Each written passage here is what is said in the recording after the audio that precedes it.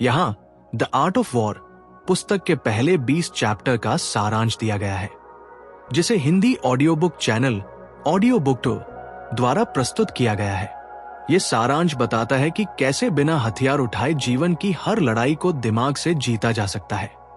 The art of war, जीवन की हर लड़ाई बिना हथियार कैसे जीते।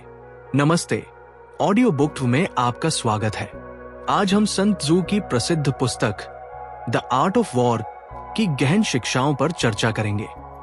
ये पुस्तक केवल युद्ध के बारे में नहीं, बल्कि समझदारी, रणनीति और धैर्य के साथ जीवन की चुनौतियों का सामना करने के बारे में है। आइए बिना देर किए ओ को विस्तार से समझते हैं। चैप्टर 1, जीतने से पहले की तैयारी। ये चैप्टर सिखाता है कि जीत या हार युद्ध के मैदान में नहीं, बल्कि उससे पहले की रणनीति में तय होती है। सन त्जू के अनुसार असली युद्ध वह है जो रणनीति से जीता जाए, तलवार से नहीं। हम अक्सर अपनी जिंदगी में बिना सोचे समझे निर्णय ले लेते हैं, चाहे वो छोटे मोटे झगड़े हो, ऑफिस की राजनीति हो या प्रतिस्पर्धी परिस्थितियां। हम सीधे कार्रवाई करते हैं, लेकिन रणनीति को भूल जाते हैं। उदाहरण के लिए, यदि आप किसी प्रोजेक्ट में अपनी योग्यता साबित करना चाहते हैं और बिना योजना बनाए काम शुरू कर देते हैं, तो हो सकता है आपका काम नजर ही ना आए। लेकिन अगर आप पहले सोचें कि किस क्षण पर कौन सा काम दिखाना है और किस स्टेक होल्डर को क्या दिखाना है, तो बिना ज्यादा मेहनत के आपकी दृश्यता और प्रभाव दोनों बढ़ जाते हैं। सन त्जू कहते हैं, जिसने खुद को और अपने दुश्मन को अच्छी तरह जान लिया, वह 100 युद्धों में भी हार नहीं सकता। यहां दुश्मन का अर्थ कोई इंसान नहीं, बल्कि वह चुनौती है जो आपको रोक रही है, एक जैसे टाल मटोल, तुलना, ध्यान भटकाना या आत्मसंदेह। अगर आप हर दिन की शुरुआत 5 मिनट की रणनीति से करें, वह आज क्या करना है, क्यों करना है और कैसे करना है, तो आपकी उत्पादकता, स्पष्टता और आत्मविश्वास निश्चित रूप से बढ़ेगा। तैयारी में ही आधी जीत होती है। चैप्टर 2, जीतना जरूरी नहीं, सही वक्त पर न लड़ना जरूरी है। सन त्जू कहते हैं, जो लड़ाई टाली जा सकती है वह जीतने वाली ही होती है। यह सुनकर अजीब लग सकता है, लेकिन इसका अर्थ गहरा है। 2001 में एक बड़ी आईटी कंपनी ने आक्रामक मार्केटिंग से कई नए क्लाइंट जीते, लेकिन अंदर की टीम काम के दबाव से टूट गई। वे हर कॉन्ट्रैक्ट में कूदते रहे, ये सोचकर कि हर ग्राहक जरूरी है, लेकिन 6 महीने बाद वही क्लाइंट असंतोष और देरी का कारण बन गए। प्रबंधन को समझ आया कि हर लड़ाई लड़ना जरूरी नहीं होता। कभी कभी ना कहना लंबी अवधि की सफलता की सबसे बड़ी रणनीति होती है। स्मार्ट योद्धा वह होता है जो हर जंग में नहीं कूदता। वह चुनता है कि कौन सी लड़ाई लड़नी है और कब। अगर आप अपनी ऊर्जा केवल उन स्थितियों में लगाए जो वास्तव में आपकी वृद्धि से जुड़ी है, तो आपके परिणाम कितने सटीक और प्रभावशाली हो सकते हैं। चैप्टर 3, बिना लड़े जीतना ही असली जीत है। सन त्जू का सबसे प्रसिद्ध उद्धरण है, सर्वश्रेष्ठ योद्धा वह है जो बिना तलवार चलाए दुश्मन को हरा दे। जापान के नेता ओडा नोबुनागा ने अपने विरोधी राज्य से लड़ाई नहीं की, बल्कि उनकी अर्थव्यवस्था को ब्लॉक कर दिया और आपूर्ति रोक दी। 6 महीने बाद वह राज्य खुद ही सरेंडर हो गया, अब बिना किसी रक्तपात के 100% सफलता। अगर हम हर बहस, हर संघर्ष में कूद जाते हैं, तो ऊर्जा कहां बचेगी। उदाहरण के लिए, यदि कोई आपको कार्यस्थल पर जानबूझकर परेशान करता है, तो क्या हर बार जीतने की चाह में लड़ना जरूरी है, या फिर रणनीति से इतनी स्पष्टता लाओ कि लोग खुद ही आपके रास्ते से हट जाए। बिना लड़े जीतना ही असली जीत है। चैप्टर 4, अपने इरादे छुपाओ, चाले नहीं। सन त्जू कहते हैं, दिखाओ कुछ और, सोचो कुछ और, तभी असली रणनीति बनती है। जब एक देश ने संयुक्त राष्ट्र में शांति की बात की, लेकिन उसी वक्त चुपचाप अपनी सीमा पर सैनिकों को अलर्ट पर रखा, तो नतीजा ये हुआ कि बिना हमला हुए दूसरा देश पीछे हट गया। अप्रत्याशितता ही शक्ति है। अगर आप कोई नया प्रोजेक्ट शुरू कर रहे हैं और सबको बता देते हैं, तो या तो लोग आपको हतोत्साहित करेंगे या आपकी योजना की हवा निकल जाएगी। सन त्जू यहां सुझाव देते हैं, अपनी दिशा मत बदलो, बस धूल उड़ाओ ताकि कोई दिशा न समझ सके। यदि आप अपनी नौकरी बदलना चाहते हैं और चुपचाप कौशल सीखते हैं, नेटवर्क बनाते हैं और अचानक ऑफर लेटर दिखाते हैं, तो खेल आपके नियंत्रण में होगा। यदि आप अपनी वास्तविक योजनाओं को गोपनीय रखते हैं, तो आपका जीवन कितना ज्यादा नियंत्रित हो सकता है। चैप्टर 5, अपनी ताकत छुपाओ, असर दिखाओ। संत रू का सिद्धांत है, अपनी पूरी ताकत एक साथ मत दिखाओ। असर तब होगा जब सबको लगे कि तुम कुछ नहीं कर रहे और अचानक तुम सबसे आगे निकल जाओ। महेंद्र सिंह धोनी की कप्तानी की शुरुआत में लोग उन्हें कम आंकते थे। वो कम बोलते थे, ज्यादा मुस्कुराते थे, लेकिन जब निर्णय लेने का वक्त आया तो अचानक उन्होंने सबको चौंका दिया। यही है चुपचाप शक्ति का निर्माण करना। अगर आप किसी कौशल में लगातार अभ्यास कर रहे हैं, बिना सोशल मीडिया पर दिखावा किए, तो एक दिन जब आप परिणाम दिखाएंगे, लोग आश्चर्यचकित हो जाएंगे। संत रू कहते हैं, बाघ की तरह बनो, शांत रहो, सही वक्त पर छलांग मारो। यदि आप हर दिन अपनी ऊर्जा चुपचाप अपने कौशल में लगाए, तो 1 साल बाद आपका विस्फोट कितना प्रभाव लाएगा। चैप्टर 6, फोर्स से नहीं, फोकस से जीत होती है। संत रू कहते हैं, कभी भी सीधा हमला मत करो, उसके बचाव को समझो और वहां से प्रवेश करो जहां वो सबसे कमजोर है। ट्रॉय के युद्ध में ग्रीक सेना 10 साल तक सामने से कुछ नहीं कर पाई, लेकिन एक दिन उन्होंने अंदर लकड़ी का घोड़ा भेजा जिसमें छिपकर सेना अंदर घुसी और जीत हासिल की। सबक, बल से नहीं, रणनीति से जीत होती है। यदि आप किसी चीज को बार बार बल से हासिल करने की कोशिश कर रहे हैं, ज्यादा मेहनत, ज्यादा समय, ज्यादा दबाव, लेकिन परिणाम फिर भी औसत है, तो अपनी रणनीति बदले। उदाहरण के लिए, यदि आप बार बार अपने माता पिता को किसी करियर के लिए मना रहे हैं और हर बार टकराव हो रहा है, तो क्या होगा अगर आप उनकी चिंता समझें, फिर उन्हें उदाहरणों, तथ्यों और धैर्य के साथ विश्वास दिलाएं। हो सकता है कि वे धीरे धीरे वही चीज स्वीकार कर लें। संत रू कहते हैं, जोर से मारो नहीं, स्मार्ट तरीके से मारो। यदि आप अपनी हर समस्या को गहराई से देखें, उसका कमजोर बिंदु समझें, तो आप कितनी आसानी से बिना लड़ाई परिणाम प्राप्त कर सकते हैं। चैप्टर 7, लड़ाई से पहले जीत तय होनी चाहिए। संत रू कहते हैं, जो पहले जीत तय करता है और फिर युद्ध में उतरता है, वही विजयी होता है। 1971 के भारत पाकिस्तान युद्ध में जनरल मानेकशॉ ने युद्ध से पहले महीनों तक तैयारियां की। पाकिस्तान की कमजोरियां और समय तक सोचे गए थे। जब युद्ध शुरू हुआ तो सिर्फ 13 दिनों में भारत ने शानदार जीत दर्ज की। यानी जीत मैदान में नहीं, रणनीति कक्ष में तय होती है। क्या आप पहले योजना बनाते हैं, फिर कार्रवाई करते हैं, या बिना रणनीति के भागते रहते हैं? यदि आप व्यवसाय शुरू करना चाहते हैं, तो क्या आप बिना बाजार अनुसंधान, बिना स्पष्ट विशिष्टता के शुरू कर देंगे? संत रू कहते हैं, लड़ाई से पहले जितनी स्पष्टता होगी, उतना ही नुकसान कम होगा। यदि आप हर कदम से पहले 3 चीजें स्पष्ट कर ले, मेरा मकसद क्या है, मेरा तरीका क्या है, मेरी कमजोरी कहां है, तो जीत लगभग पक्की हो जाएगी। चैप्टर 8, सेना की हालत से रणनीति का अंदाजा लगाओ। संत रू कहते हैं, दुश्मन की ताकत को देखकर नहीं, अपनी सेना की हालत देखकर रणनीति बनाओ। सिकंदर महान ने एक बार अपने थके हुए सैनिकों को आराम देने के लिए युद्ध स्थगित कर दिया, जबकि उसके सलाहकार अभी हमला करो कह रहे थे। सिकंदर ने कहा, जीत रणनीति से नहीं, तत्परता से आती है।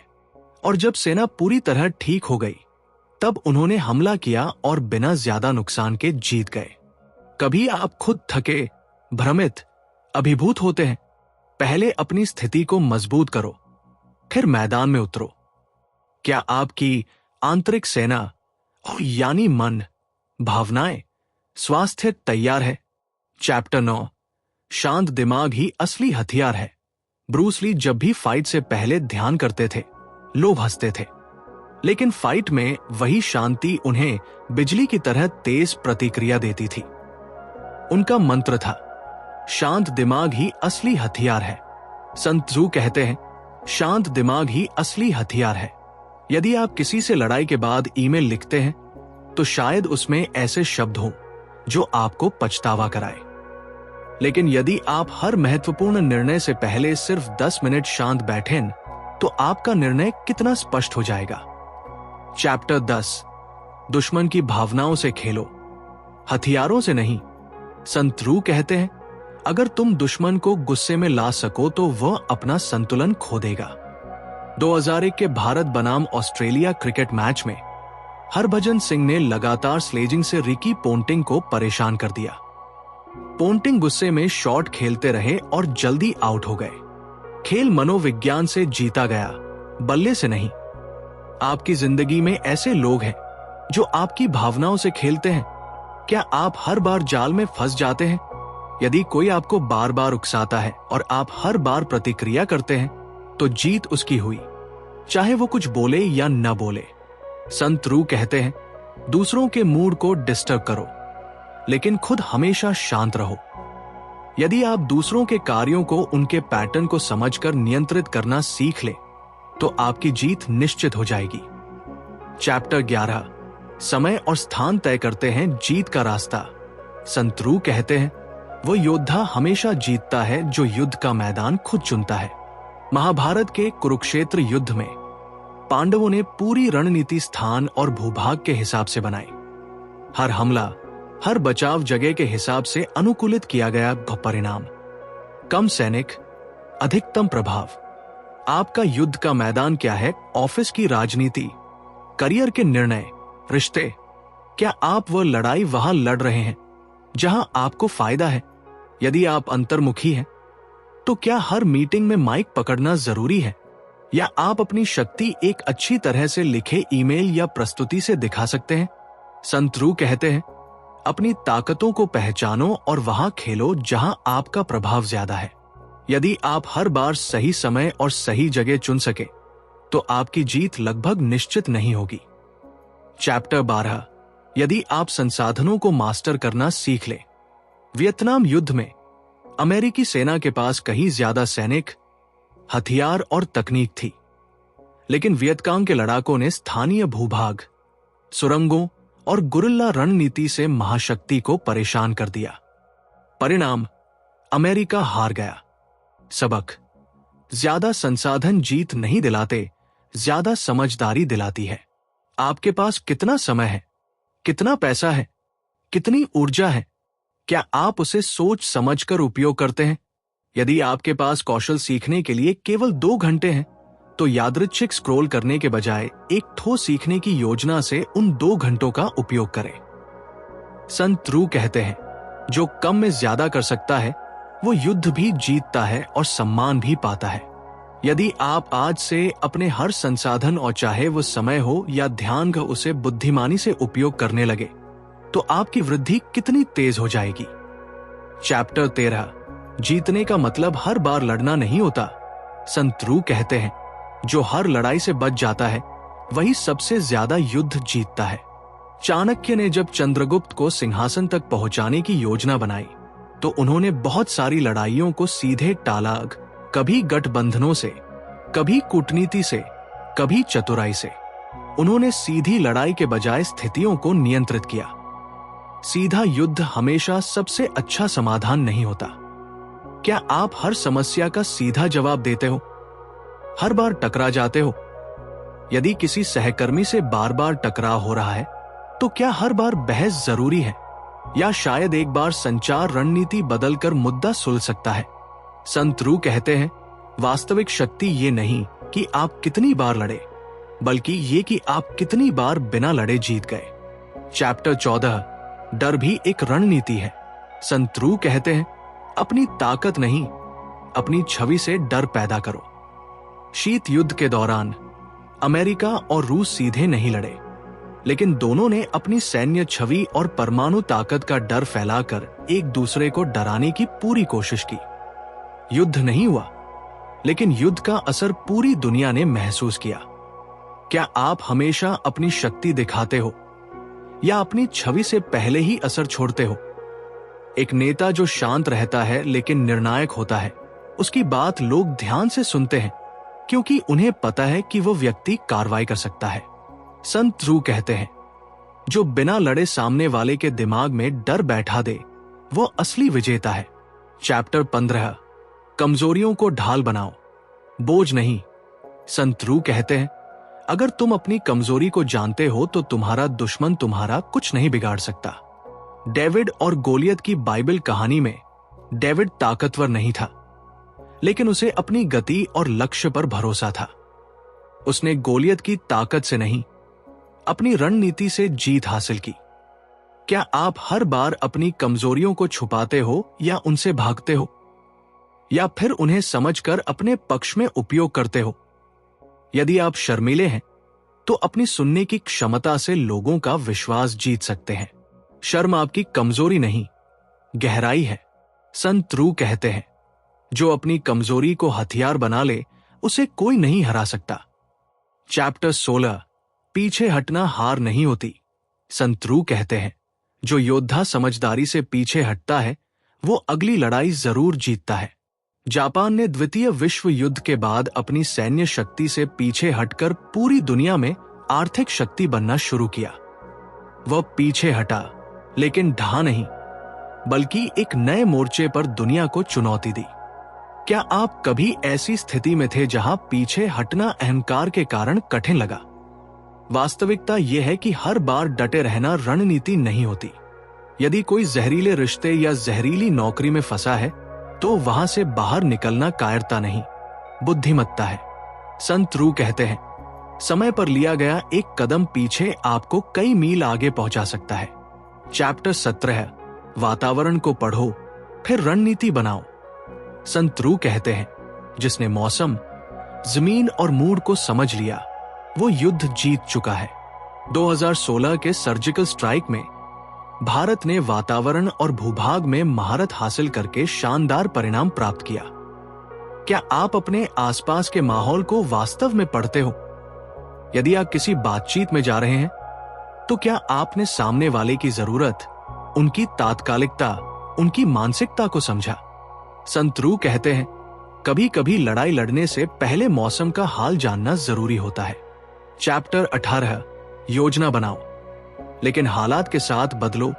संत रू कहते हैं, जो योद्धा हालात के हिसाब से खुद को ढाल लेता है वही अंत में बचता है। स्टीव जॉब्स ने आईपॉड, आईफोन, आईपैड के लिए हर बार योजनाएं बदली क्योंकि बाजार और तकनीक बदल रही थी। निश्चित योजना से वह कभी सफल नहीं हो पाते। क्या आप कठोर हो? क्या हर योजना को पत्थर की लकीर मानते हो? यदि आपने स्वास्थ्य योजना बनाई है लेकिन बीच में अचानक यात्रा आ गई तो क्या आप पूरी योजना छोड़ देते हो या अनुकूलन करके छोटा वर्कआउट कर लेते हो? संत रू कहते हैं, मजबूत वो नहीं जो कभी नहीं झुके, मजबूत वह है जो कभी नहीं टूटे। चैप्टर 19, बुद्धिमत्ता के बिना रणनीति अधूरी है। संत रू कहते हैं, जानकारी के बिना बनाई गई योजना बस हार का निमंत्रण है। 1976 में ऑपरेशन एंटेबे में इजराइल ने युगांडा हवाई अड्डे पर बंधक बचाव किया क्योंकि उन्हें अंदर की सटीक खुफिया जानकारी मिली थी। हर सैनिक, हर दीवार, हर समय सब जानकारी से तय था। आप कोई भी योजना बनाते हैं, क्या उसके पीछे सही डेटा और जानकारी होती है या बस भावनाओं से प्रेरित होकर कुछ भी शुरू कर देते हो? यदि आप नया व्यवसाय शुरू कर रहे हो तो क्या आप दर्शकों की जरूरत, बाजार की मांग, मूल्य निर्धारण संरचना जानते हो? संत रू कहते हैं, वास्तविक योद्धा बिना बुद्धिमत्ता के रणनीति नहीं बनाता। चैप्टर 20, बिना युद्ध जीते की कला। संत रू कहते हैं, परम उत्कृष्टता हर लड़ाई जीतना नहीं है बल्कि बिना लड़े जीतना है। महात्मा गांधी ने ब्रिटिश साम्राज्य को बिना हथियार के हराया। उनका हथियार सत्याग्रह, रणनीति और धैर्य था। उन्होंने दुनिया को दिखाया कि कभी कभी शांति सबसे बड़ा हथियार होती है।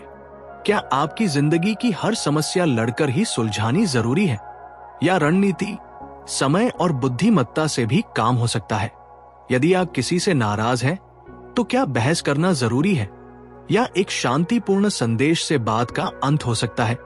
संत रू कहते हैं, जो युद्ध से पहले ही जीत जाता है वो सच्चा मास्टर होता है।